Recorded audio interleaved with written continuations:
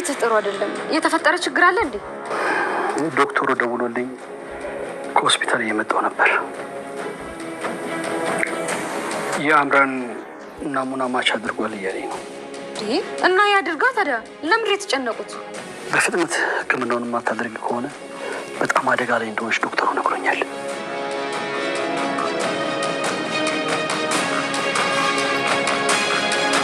ወይዘሮ ኑሐሚን እንዴት ይዞሻል? እባክሽን አምራ፣ እኔ ከአንቺ ጋር ምንም ንግግር አልፈልግም። ሳልገቢበትን መንገድ እንደፈለሽ ልትጠቀሚበት ትችላለሽ። አንድ የምነግርሽ ነገር ግን በድሮ ማንነትሽ የምትቀጥይ ከሆነ አምራ አወዳደቅሽ አያምርም ልትይ ነው? ዛሬ አይደለም እሺ አንቺን የምመታሽ። ምን ነው አንቺ እንድትመጣ የኔ መቅኔ እንደዚህ አንገት እንደሚያስደፋ ባቅ ኖሮ ስንቱን አንበረክከው ነበር። ይልቅ እጅሽ እንዳያምሽ። አምራን አሁን ላይ የኔ ተፈላጊነት አለኝ። የኔ መቅኔ በጣም ተፈላጊ ነው። ስለዚህ ይህንን አውቄ ቢሆን ኖሮ እስካሁንም ድረስ ሁሉንም ሰው በአንቀጠቀጥኩት ነበረ በማለት እንግዲህ ኑሐሚንን ለማንቀጥቀጥ እንዲሁም በጥፊ ለመምታትም ሁላ መቃጣት ብቻ ሳይሆን መትታታለች ጭምር። ነገር ግን የአምራን የደም ውጤት ወይም ደግሞ ናሙናዋ ማለት ነው ለኤሚን በእርግጥ ትክክል ነው። አሁን ላይ ግን ኤሚን በፍጹም አልፈልግም ብላለች። ስለዚህ ኤሚን ደግሞ አልፈልግም ብትልም ያው አሁን ላይ ግዴታ እሺ ብለሽ ናሙናውን የእሷን ተቀብለሽ ልጁንም ደግሞ ያው እንዲወርድ አድርገሽ ሕክምናውን ካላደረግሽ የመትረፍ እድልሽ በጣም ጠባብ ነው ብለዋል ማለት ነው አቶ ተሰማ። እውነት ለመናገር የሚን በጣም ነው የምታሳዝነው ማለት ነው። ዳጊና ናሆም ደግሞ በፍጹም በተአምር እህታችን የአምራንን የዝችን አውሬ ናሙና ወይም ደግሞ የዝችን አውሬ መቅኔ በፍጹም አትቀበልም፣ በዚህ ከምትድን ቢቀር ይሻላል እያሉ ነው። ኑሐሚን ታዲያ ምን አንገብግቧት ነው ከነሱ በላይ ሆና በቃ እንዴትም ይሁን ብቻ ልጅቷ መዳን አለባት የምትለው ስንል ኑሐሚን በጣም ስለምታስተውል ነው። እንግዲህ እንደ ኑሐሚን አድርጎ ከአምራን ጋር ጸብ የሆነ ሰው የለም። ነገር ግን አሁን ላይ አምራን ምን እያደረገች ነው? ለዳግም ማለት ነው እኔ የምልህን ነገር ስማኝ፣ አንተም ቢሆን ኑሐሚንን ማጣት አትፈልግም፣ እኔም ቢሆን ናሆምን ማጣት አልፈልግም። ስለዚህ በዚህ በኩል አድርገን እኔም ናሆምን ላግኝ፣ አንተም ደግሞ የምትወዳት ኑሐሚንን የራስ አድርግ እያለችው ነው። ነገር ግን ዳጊ ደስ የሚለው ነገር ምንድነው ያላት? እኔ በፊትም ቢሆን ነግራኛለች ኑሐሚን መቼም እንደማትወደኝ፣ ስለዚህ ላንቺ ብላኝልሽ እንጂ እኔ በሐሳብሽ በፍጹም አልስማማም ብሏታል። በሐሳብሽ አልስማማም፣ ለእህቴ ስል ደግሞ እንዴትም አድርጌ ከየትም እንፈልጋለን ከሌላ ቦታም ቢሆን እንፈልጋለን እንጂ የሚንም ምንም አትሆንም፣ ያንቺንም ደግሞ መቅኔ በፍጹም አትወስድም እያሏት ይገኛሉ። ነገር ግን ምንም አማራጭ የላቸውም አሁን ላይ። ምክንያቱም በጣም ብዙ ሰው በሚባል ደረጃ እንግዲህ እነሱ የሚያውቁት ሰው በሙሉ አህድ ሰጥቷል። ማለትም እንግዲህ ሁላችሁም ማለት የኑሐሚን ቤተሰብም የአቶ ለይኩን ቤተሰብ ሁሉም እንግዲህ ዳግም፣ ናሆም፣ ኑሐሚን የኑሐሚን ቤተሰቦች ሁላ የናሙና ምርመራ አድርገው ነበረ። ግን ኦ ፕላስ የሆነ ደም ያለው ሰው ሊገኝ አልቻለም ከሷ ውጭ ማለት ነው። ለዚህም ነው ምንድነው ያደረገው እዚህ ጋር ኤርሚያስ አውቋል። ወይኔ በቃ አሁን እሺ ካላለች በቃ ከኔ በህይወት ማለት ላትኖር ነው። ግን ደግሞ እንደምንም ብዬ እኔ አምራንን አሳምናታለሁ በማለት እንግዲህ አምራንን አሳምኗታል። እናም አሁን ላይ ግን አምራን እያለች ያለችው ምንድነው በቃ እግሬን ሰቅዬ እዛ ቤት እንደገና እኔ እንደሆንኩኝ አፈርልሽ መነሳት እችልበታለሁ አውቅበታለሁ እያለች በጣም እየተንበላጠጠች ትገኛለች ማለት ነው። በእርግጥ የኑሐሚን ቤተሰቦች ራሱ በፍጹም ፈቃደኛ አይደሉም። አቶ ተሰማና ወይዘሮ ገነት ራሱ በጭራሽ ኑሐሚንን ምን ማለት ነው ያሏት። አምራን ያቺ እንዴ ምን አስበሽ ነው? አምራን ማለት እኮ አሁን ላይ አቶ ለይኩንና ወይዘሮ ዝናሽ ራሱ እዛ ቦታ ለመገኘታቸው ትልቋ ምክንያት እሷ ናት። ስለዚህ እሷ ናትና በፍጹም የእሷን መቅኔ ወስዳ ከምትድን ቢቀር ይሻላል እያሉ ነው።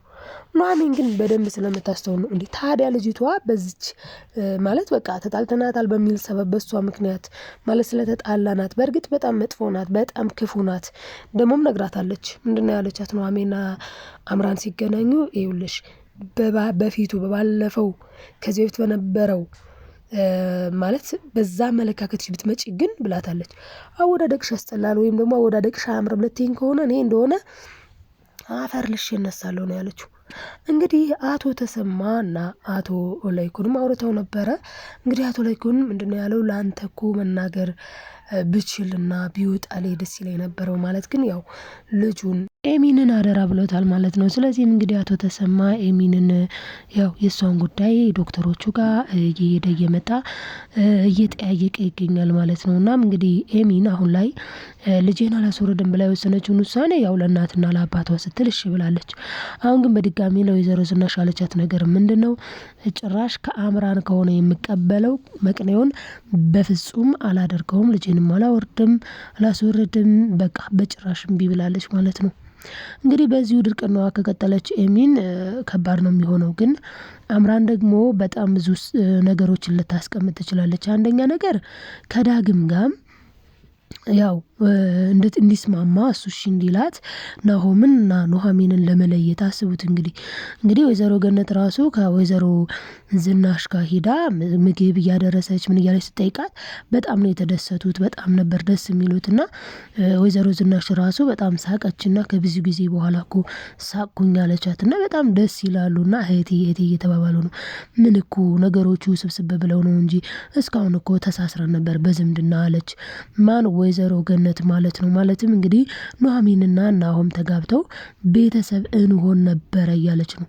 እንግዲህ ሊጋቡ ጫፍ ላይ ከደረሱ በኋላ የኤሚን ጉዳይ መጣ። እናም እንግዲህ በኤሚን ጉዳይ ሲጨነቁ ጭራሹን ደግሞ አምራን ሌላ ካርድ ስባለው እንዳለችው ሌላ ጉድ መጣ ማለት ነው። እሱ ምንድነው? ባካፑን አውጥታ ለፖሊስ ሰጥታ አሁን ላይ ወይዘሮ ዝናሽና አቶ ላይኩን በትልቅ ችግር ላይ ይገኛሉ። ሁለቱ በእርግጥ በኤሚንም ጉዳይ ኤሚን እንግዲህ ትልቅ ህመም ነው፣ ቀላል የሚባል አይደለም። ካንሰር ማለት በጣም ከፍተኛ ከባድ ህመም ነው። ስለዚህም በሱ እየተጨነቁ እየተጠበቡ ሳለ እንግዲህ ፖሊስ ይዟቸው ሄዷል። ምን አረጋችሁ ብሎ የዳግምን አባት አቶ ሰበቱን ቀብራችኋል፣ ቀብሩ ላይም ተገኝቷል በሚል አሁን ላይ በጣም ግራ እያጋባ ያለው ነገር ምንድነው? እዛ ጋር የተገኘው አጽም ነው። እንግዲህ እዛ ጋር የተገኘው በጣም ከባድ ነው። ምክንያቱም ወይዘሮ ዝናሽም እሷ እንዳላደረገችው አቶ ላይኩንም እሱም እንዳላደረገው ያምናሉ። ስለዚህ ሁለት ሰዎች ተጠርተው የነበሩት ሰዎች ላይ ነው ያ ነገር የሚሄደው ማለት ነው። እናም እንግዲህ እነዛ ሰዎችም ያው አንደኛው ተጠርቶ ተነጋግሮ ነበረ። ምንድነው ያለው?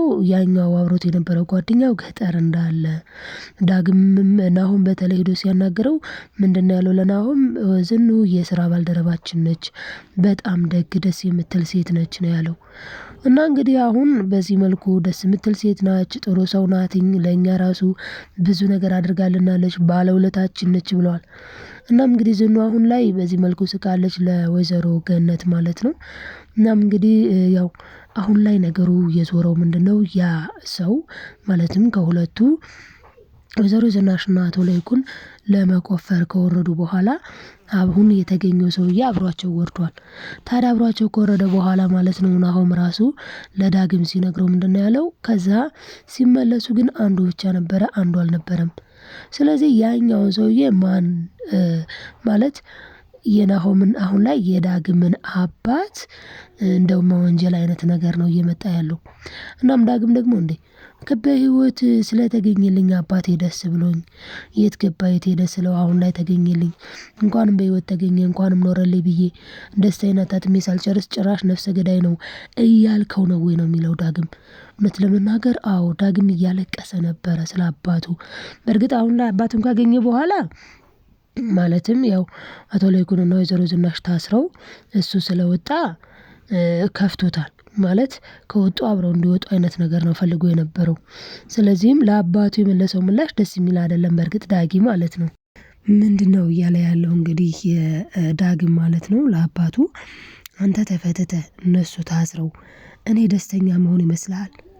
በጣም ነው የምትገርመው እያለ ያው ሲያወርደው ሰምተናል። ግን ያን ያለበት ምክንያት ያው ደግሞ በመገኘቱ ደስ ብሎታል። ምክንያቱም አባቱ በጣም ነው የሚያሳዝነው። ማለት በህይወት ሁላ እኛ ይኖር ይሆን ወይ አይኖር ይሆን ወይ ሁላ እኮ በቃ ያ የተቀበረው ሰው አጽሙ ተገኘ ሲባል ምናምን በቃ አስበን የነበረው ሁላችንም ብንሆን ማለት ነው የዳግምን አባት በቃ አስወግዶታል ከአንዳንድ ሰዎች ውጭ ማለት ነው። አንዳንዴ ግን ስንመለከት አይ ሰበቶማ ምንም አልሆነም አይነት ነገር ምሳቤ ነበረ።